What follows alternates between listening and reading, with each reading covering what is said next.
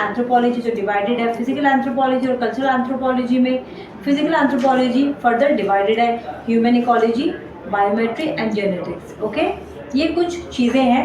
अब आने वाले लेक्चर में मैं थोड़ा सा भी आपको मीनिंग और स्कोप और डेवलपमेंट ऑफ एंथ्रोपोलॉजी बता सकती हूँ।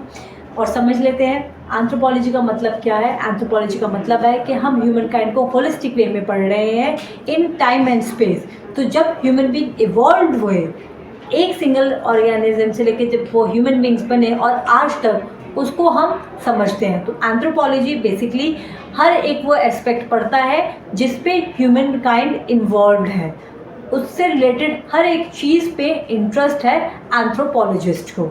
तो हम कह सकते हैं कि एंथ्रोपोलॉजी में हम बायोलॉजिकल एवोल्यूशन और कल्चरल एवोल्यूशन दोनों पढ़ते हैं।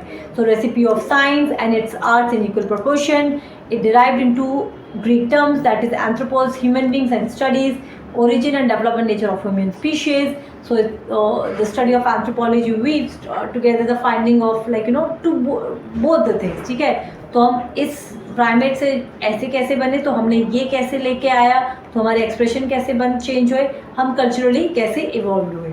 ठीक है, so this is evolution of human species, Charles Darwin, और जो कि हर्बर्ट स्पेंसर ने बताया और लिया, और फिर उन्होंने बताया कि इसी तरीके से हमारा कल्चर भी डेवलप्ड हुआ। तो एरिस्टोटल ने कहा कि Aristotle is considered as father of anthropology. उन्होंने डिफाइन करा एंथ्रोपोलॉजी को, was define as the systematic study of man as the physical और मॉरल बीइंग। मतलब हम एक सिस्टमैटिक पर्सन है, एंथ्रोपोलॉजी जो है सिस्टमैटिकली स्टडी करता है, और हम भी एक सिस्टमैटिक हैं क्योंकि हम चीज़ों को पढ़ते हैं, हम इंटेलेक्ट बीइंग हैं, क्रिटिकल बीइंग हैं। तो बायोलॉजिकल थिंग्स हम देखते हैं, जो चीज़ें हम देख पा रहे हैं, एंड नॉन टेंजिबल थिंग्स जो हम नहीं देख पा रहे हैं। फॉर एग्जांपल मैरिज को हम देखते नहीं है लेकिन हम उसको एक्सपीरियंस तो करते हैं ना। रिलीजन को देखते नहीं है पर उसको भी एक्सपीरियंस करते हैं। इसी तरीके से इमनुअल कांट ने डिफाइन करा है एंथ्रोपोलॉजी को in his book called anthropology, where he defines anthropology as a study which describe and explain the animal origins, social as well as cultural development and progress of man. तो ये कुछ चीज़ें हैं जो हम आगे वाले लेक्चर में डिस्कस करेंगे। आज मैं आपको समझाना चाहती हूँ कि हर एक टॉपिक का कुछ जिस्ट होता है, उसको समझिए। तो where its meaning, scope and development of anthropology, ये आपको लिंक में मिल जाएगा। So meaning, scope and development of anthropology जब आप डिस्कस करते हैं तो ऑब्जेक्टिव्स आपके क्लियर होने चाहिए कि इस टॉपिक के बाद आपको क्या समझ में आना चाहिए।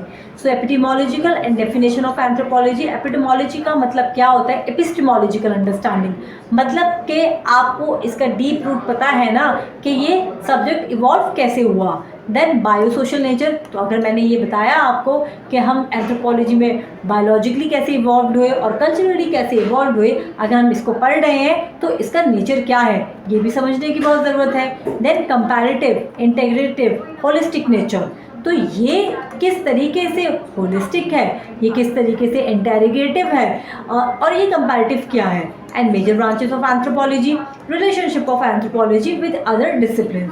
तो इस टॉपिक पे ये दोनों चीज़ हमें समझ में आनी चाहिए। लेकिन ये इसके दूसरा टॉपिक भी है जहाँ पे हम रिलेशनशिप बहुत ब्रॉडली समझते हैं। कुछ थिंकर्स हम समझेंगे जिन्होंने एंथ्रोपोलॉजी को स्टार्टिंग में रिफ्लेक्ट करा, like Herodotus, Protagoras, Socrates, Plato, Aristotle, Darwin, Spencer and others. और ये बहुत इंपॉर्टेंट पार्ट है। तो पहला क्वेश्चन आप देखोगे जो 2021 में आया 20 मार्क्स का, elaborate the scope of anthropology and elucidate its uniqueness, mention the major branches of linguistic anthropology, और फिर बहुत सारे ऐसे क्वेश्चंस हैं like differentiate between economics and economic anthropology 10 marks का आया, एपिडेमोलॉजिकल एंथ्रोपोलॉजी पे क्वेश्चन आया। तो ये कुछ चीज़ें हैं जो मुझे बोला कि आप एक बार दोबारा से इसको डिस्कस करें, तो मैंने ये डिस्कस किया है, इसको दोबारा से आप देखिए। तो 1.1 का आपको मीनिंग समझ में आना चाहिए। मीनिंग बहुत सिंपल है कि यहाँ पे हम डाइवर्स वे में दोनों चीज़ों को स्टडी करते हैं। नेचर क्या है एंथ्रोपोलॉजी का, स्कोप क्या है, और इसके और क्या डेफिनेशंस हैं। तो ये चीज़ कुछ है जो हमें समझनी है।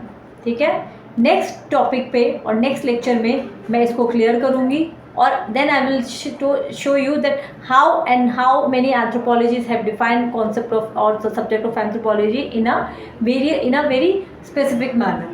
कौन से थिंकर्स हैं जो उसके नाम आपको पता होने चाहिए और उन्होंने क्या कहा है, ये भी बहुत इम्पॉर्टेंट है। ठीक है, ब्रांचेस क्या है एंथ्रोपोलॉजी की, and all everything we are going to have discussion very soon in the next lecture।